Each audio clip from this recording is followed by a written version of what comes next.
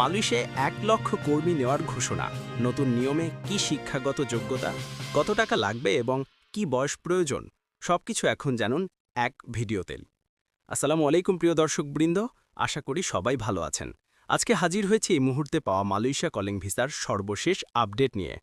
বন্ধুরা, আপনাদের কাছে একটি অনুরোধ রাখবো, আমাদের এই ছোট্ট চ্যানেলটিকে সাবস্ক্রাইব করে পাশে থাকা বেল আইকনটি অন করে দিবেন।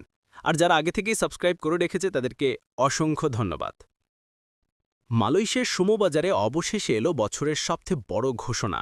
সরকারিভাবে জানিয়ে দেওয়া হয়েছে মালয়েশিয়া আগামী কয়েক ধাপে বাংলাদেশ সহ কয়েকটি দেশ থেকে ১ লক্ষেরও বেশি কর্মী নেবে এবং এই নিয়োগ হবে সম্পূর্ণ নতুন নিয়মে, স্বচ্ছ প্রক্রিয়ায়, নির্দিষ্ট খরচে।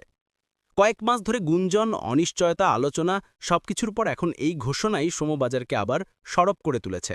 বিশেষ করে যারা দীর্ঘদিন ধরে অপেক্ষা করছিলেন, যাদের মেডিকেল বা রেজিস্ট্রেশন ঝুলেছিল এবং যারা নতুন করে আবেদনের জন্য প্রস্তুতি নিচ্ছেন, তাদের জন্য এই ঘোষণা এখন সবচেয়ে গুরুত্বপূর্ণ খবর।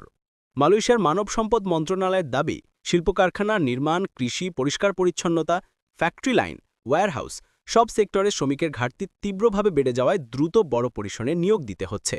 আর এবার নিয়োগ হবে অনেক বেশি নিয়মতান্ত্রিকভাবে, যাতে অনিয়ম, অতিরিক্ত খরচ বা দালালদের প্রভাব একেবারে বন্ধ থাকে। নতুন নীতিমালায় অনুযায়ী প্রতিটি ফাইল থাকবে ডিজিটাল ট্র্যাকিং সিস্টেমে এবং সব তথ্য যাচাই করবে মালয়েশিয়া ও বাংলাদেশ, দুই দেশের কর্তৃপক্ষ। এবার আসি যেটা সবাই জানতে চান, যোগ্যতা ঠিক কি? নতুন নিয়মে বয়সসীমা রাখা হয়েছে ২১ থেকে ৪৫ বছর। ৪৬-এর ওপর হলে আবেদন গ্রহণ করা হবে না, অবশ্যই পাসপোর্টের বয়সের ওপর ভিত্তি করে যাচাই হবে।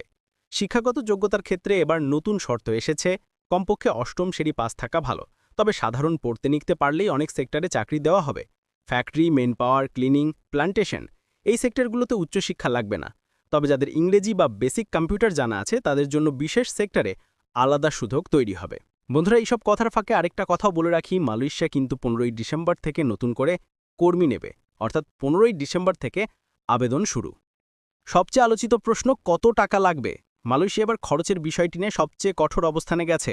নতুন নীতিমালা স্পষ্ট বলা হয়েছে, এজেন্সিগুলো নির্দিষ্ট খরচ ছাড়া ১ টাকাও বেশি নিতে পারবে না। সব মিলিয়ে মোট খরচ ৫ থেকে ৬ লাখ টাকার মধ্যে সীমাবদ্ধ থাকবে, যার মধ্যে medical, visa, work permit, BMET, ticket সব অন্তর্ভুক্ত। আগের মতো ৩-৪ লাখ অতিরিক্ত নেওয়া এসব হলে সরাসরি এজেন্সির লাইসেন্স বাতিল হবে। মালয়েশিয়া জানিয়েছে, এবার শ্রমিকদের খরচ কমাতে সরকার সরাসরি তদারকি করবে এবং প্রতিটি এজেন্সির খরচ তালিকা অনলাইনে প্রকাশ করবে।